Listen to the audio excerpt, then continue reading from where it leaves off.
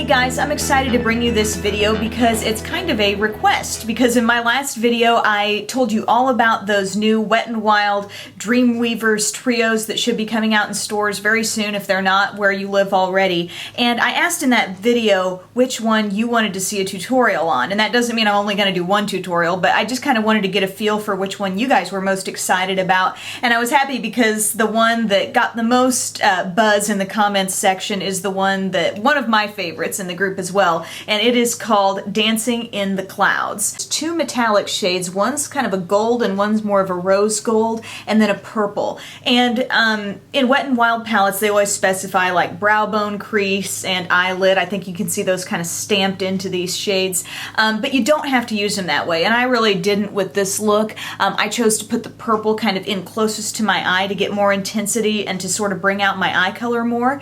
But you can use this a lot of different ways as well. The first time I actually used this, I didn't even use the purple at all, and I went with more of a, bronzy gold look. So it's really versatile, it's a fun palette to play with, and if you want to see how I put this look together, keep watching.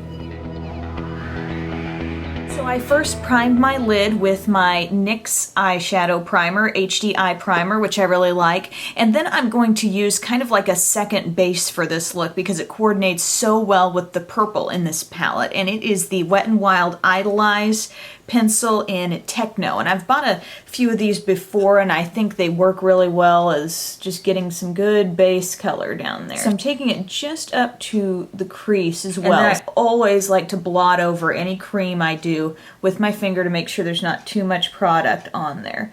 Also going to take it just underneath as well.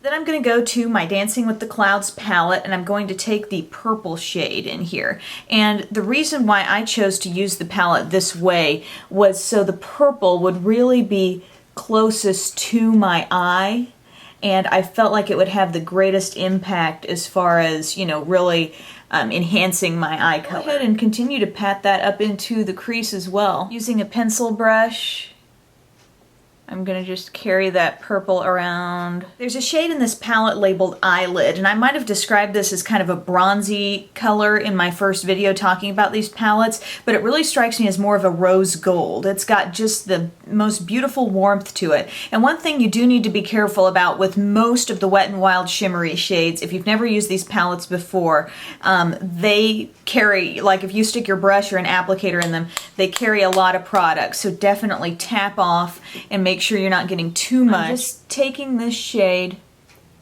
this beautiful warm rose gold, and overlapping the purple that we brought up to the crease. And I'm just use whatever crease brush you feel fits your eye best. This is the Sigma SS222.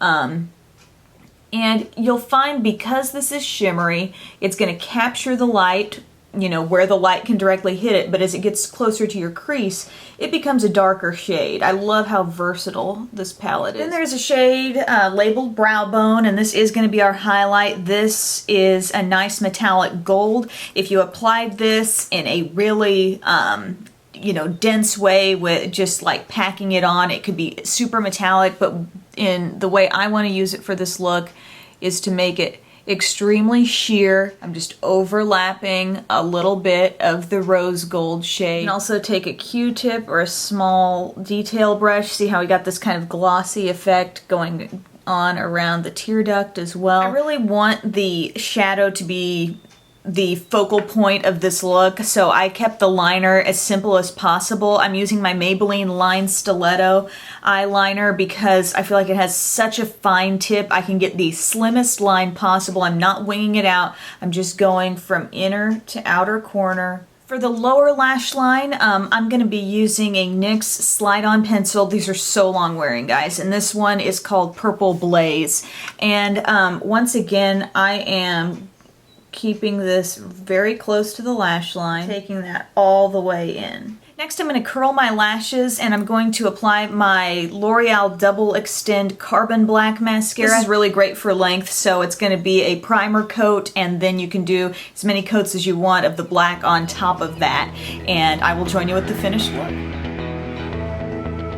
It's amazing how a trio can give you so many options when they do throw in that one, you know, kind of oddball shade. Instead of giving us a, you know, a brown or a deep bronze, you know, we got purple in here to play with. In terms of blush and lips for a look like this, I kind of played off of not so much the purple, but of course, but like kind of the rose gold and gold shades. So I chose a blush that I thought would be somewhat neutral, but still kind of give off that same effect. So this is Milani blush.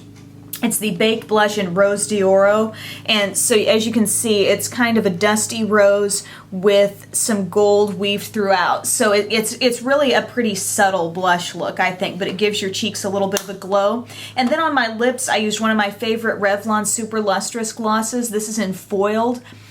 And so I think this kind of, you know, works right alongside the goldeny kind of metallics in this look. So it's subtle, it's not commanding attention, you know, versus this kind of interesting eye we have going on. So I hope you enjoyed the look. Thank you so much for taking the time to watch. And like I said, keep an eye out on my channel because there were lots of other palettes that you guys were interested in seeing tutorials on as well. So I will keep working on those. And thanks again. Have a great day.